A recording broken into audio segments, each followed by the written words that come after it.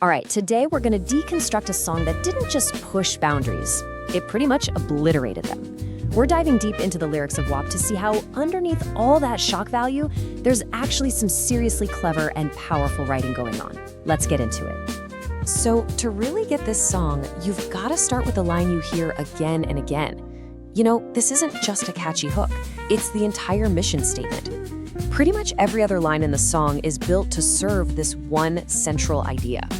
So here's the game plan for our breakdown. First, we'll look at the central acronym itself. Then, we'll explore the vocabulary of desire they build. After that, we'll see how the lyrics use commands to take control, dig into the link between sexuality and transaction, and wrap it all up with a look at the wild metaphors that make the song so, well, memorable. Okay, first things first, the central acronym. The song wastes zero time being subtle. It tells you exactly what it's about right out of the gate. And there you have it. The lyrics don't hint, they don't play around.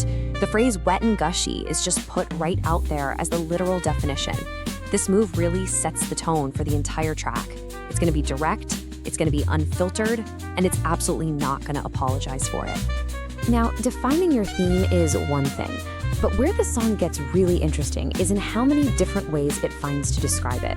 So let's check out the vocabulary of desire that it builds from the ground up. I mean, this is just pure, brilliant hyperbole, right? The song takes that core idea and just blows it up to this almost cartoonish level.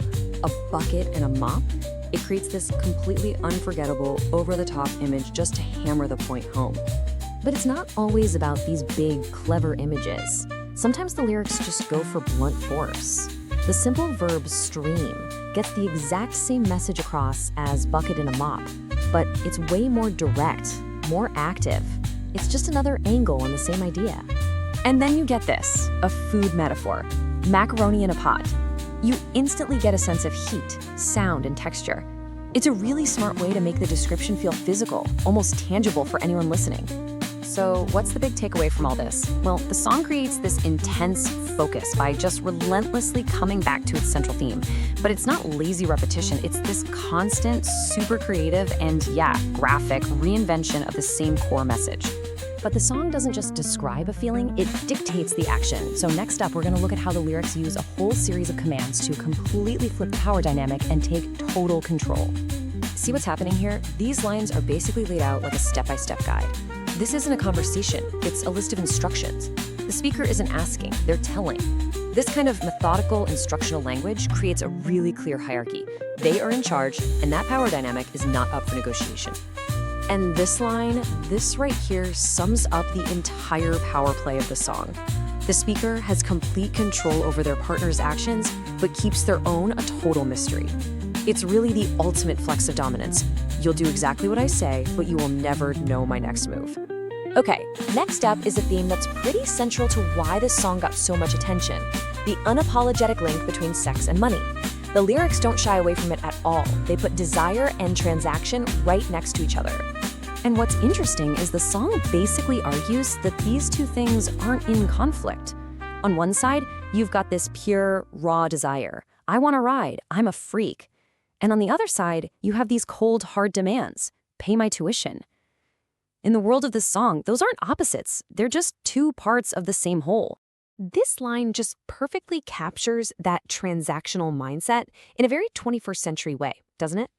A phone isn't just some gift. It's a purchase made in direct exchange for digital access.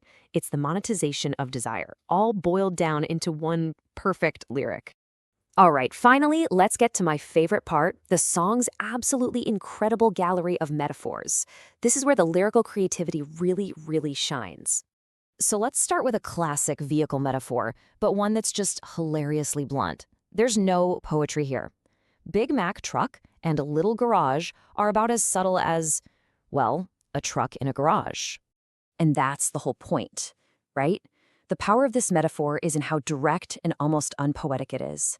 It's almost mechanical in its bluntness, and it's designed for one thing: maximum graphic impact.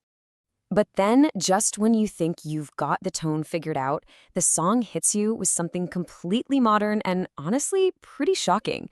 This image is wild. It takes a totally mundane financial action, swiping a credit card, and applies it to a deeply intimate act. And this one line is just so brilliant because it weaves all of the song's major themes together.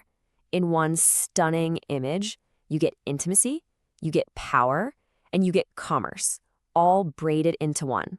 And for our last one, we get this real deep-cut slang reference.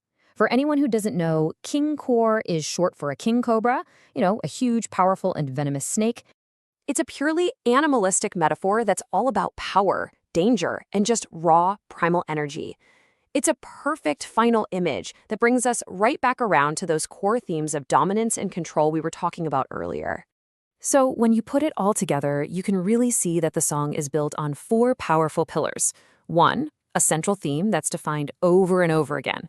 2, using commands to seize total control. 3, that unapologetic fusion of sex and money.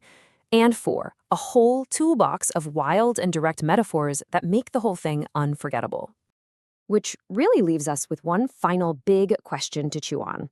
We've looked at what the lyrics say and how they say it. But when a piece of art is this blunt, this graphic, and this crystal clear, what's actually left for us to interpret? Does its directness end the conversation, or does it maybe force us to have a totally different one? Something to think about.